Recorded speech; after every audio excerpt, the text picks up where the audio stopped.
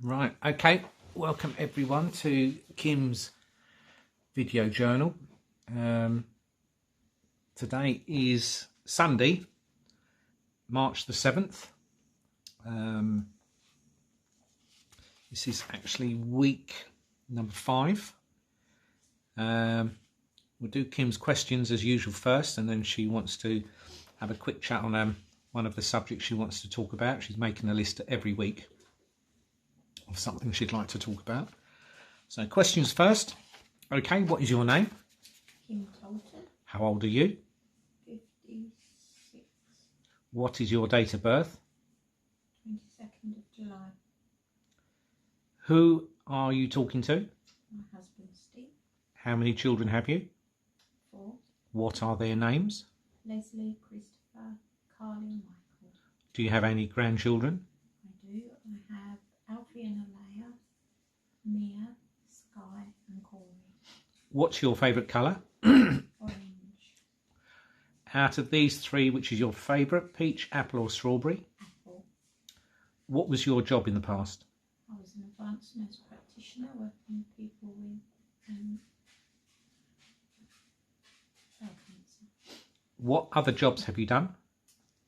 I've been a nursery nurse. I have been a jeweller, worked in a fish and chip shop. I've worked for Her Majesty with HMRC. Can't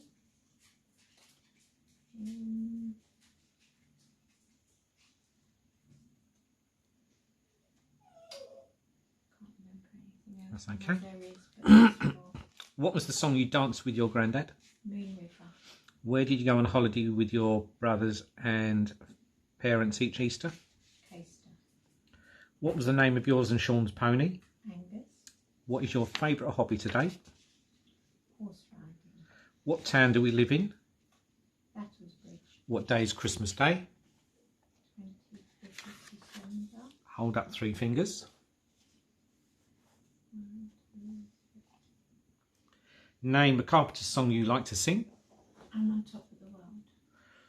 You've got a book in front of you with a menu. Would you like to read out what's written there? Put my glasses on. Small bites, salads, soups, curries, yum, my favourite. Stir fries, marinades, sweet beans and basics. Okay. Would you like to hold up the book to the camera to show you how big the writing is? There you go. 1, 2, 3, 4, 5, 6, 7, 8, 9. Okay.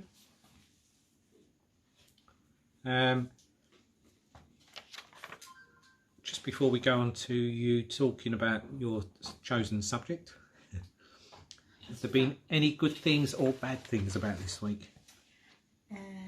My son Leslie came over with his partner and 2 of my grandchildren, Alfie and Alea. So they came over and spent some time with us today, which was really lovely. I'm still in training for my dressage competition coming up, so that's challenging but exciting. And I've done all my lovely swimming. Now I go aqua aerobics twice a week, and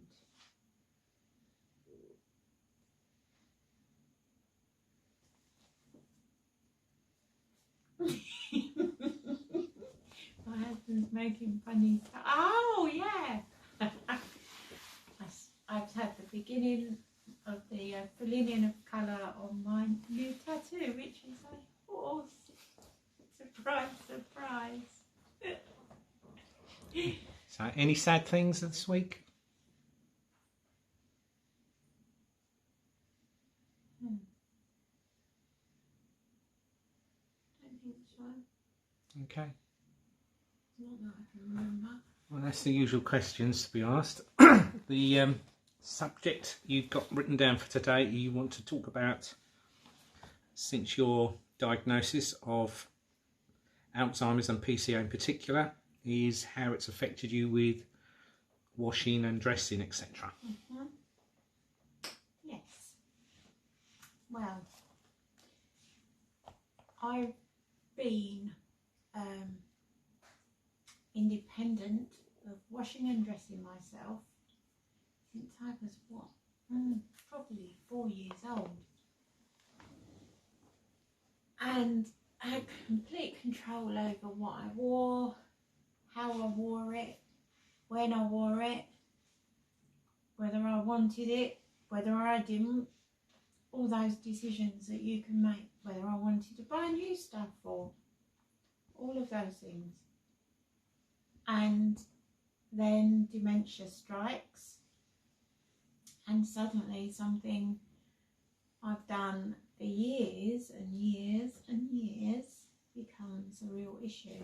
And for me, mine is partially because I have severe visual issues now because of the rare form of dementia that I have of posterior cortical atrophy, which basically the connection between my brain and what I see is broken, so I don't see a full picture anymore, and it can be really frustrating because I now rely on my husband to help me with washing and dressing. So for example, it can take me up to half an hour to get clothed in the morning because I'm trying to put things on and getting things inside out, upside down, and the wrong way. And it does get very frustrating. And there are also times where my husband has to physically help me with keep prompting me to sort of make sure I wash every day, because it's very easy for me to forget that, and that wouldn't be nice, would it? Because I'd be very smelly very quickly. And it can become, it isn't for me at the moment. I mean, I'm really lucky. I have a very supportive husband who, because I've had a back injury in the past, he's very familiar with how to manage somebody with disabilities. But even so, dementia brings its own challenges. But there is still inside of me this deep desire to be independent. But then the frustration kicks in, and I'm like a dog with a bone, and I don't want to let go. And so sometimes there is a bit of friction as a result. And I've seen that in patients as well, patients that I've cared for in the past with dementia.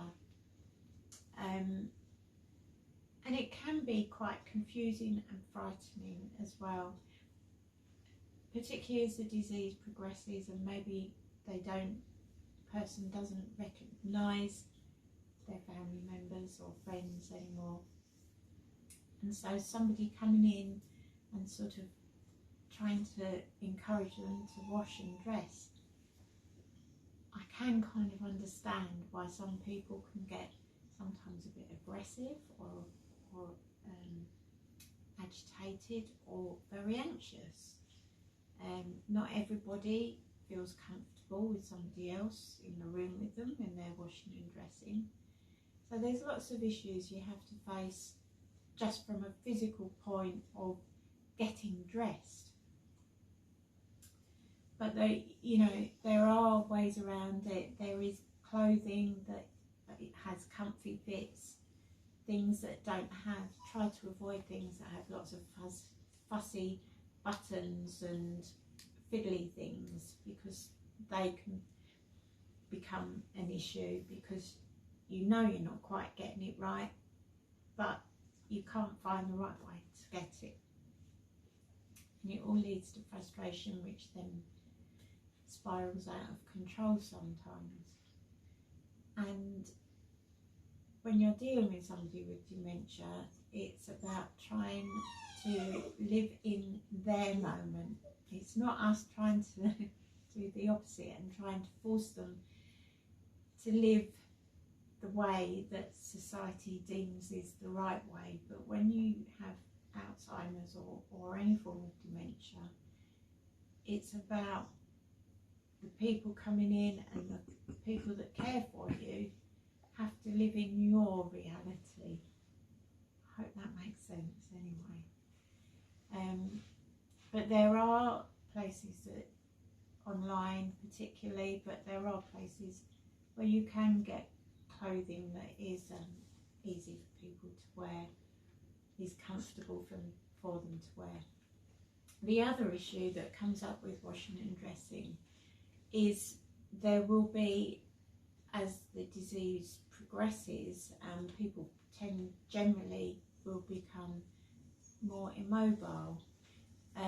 There's a whole issue then over pressure areas and skincare. So it's something, if you are a carer, you need to get yourselves clued up about pressure areas and checking pressure areas on a daily basis, sometimes twice daily basis, to make sure that people are not getting sores and blisters. Heels are a typical one, because people often will sit for long periods of time and they can get pressure sores in their heels, but you can get pressure sores anywhere on the body where there's a bony structure. So for the carers, it becomes really important that people are washed with dignity and dried carefully, and put in clothing that doesn't make them look like someone with dementia. They can wear normal clothing, you know, but they may just need a hand with pulling up tights or putting on shoes or whatever their specific issues are. And if you do have questions, anybody that is interested and is following the blog, you know, we do welcome questions and answers. If you feel like you want to interact, and if you have any questions based on our experience, or if you want to share your experience, go for it, because it can be a really lonely place to be. So the more you can keep in contact with people, the more you can interact with people, the more you can keep your brain working by challenging it, will help. That's it really for today. I'll try to keep it in small chunks, because before long my train of thought will be waning and I get very fatigued, and that is one of the upcoming discussions will be about fatigue and the impact of fatigue on people with Alzheimer's and dementia. Thank you for watching.